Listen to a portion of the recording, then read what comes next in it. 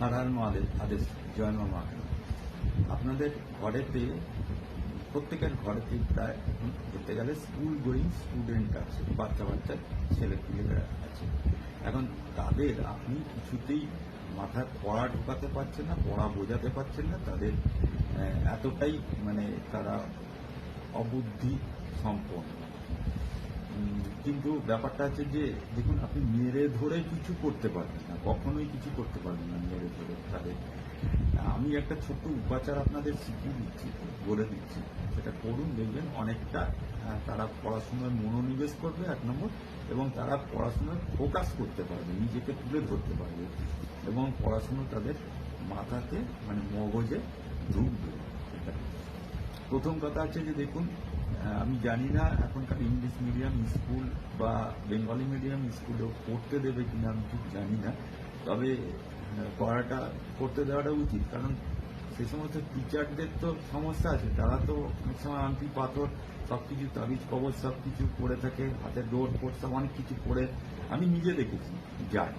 সুতরাং তাদের যখন সমস্যা থাকতে পারে, তাহলে ছাত্রছাত্রীদেরও সমস্যা থাকতে পারে।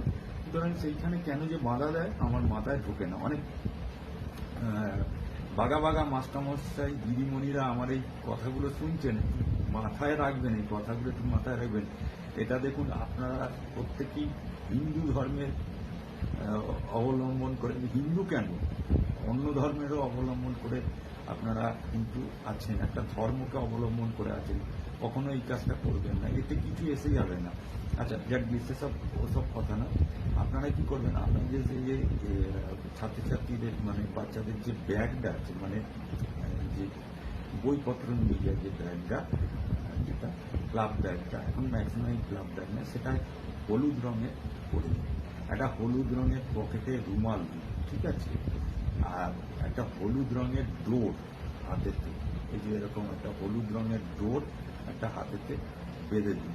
আর একটা হলুদ রঙের একটা মোটা করে কাঠ, মানে 9 প্যাচ 9 বার করে নেবেন, নিয়ে যাতে গলার মাপ হয়, এরকম গলার মাপ হয়, গলার মাপে হলুদ রঙের ডোরটা বেঁধে দিন। দেখুন আপনার বাচ্চার কিরকম মিরাকেল পরিবর্তন আসবে।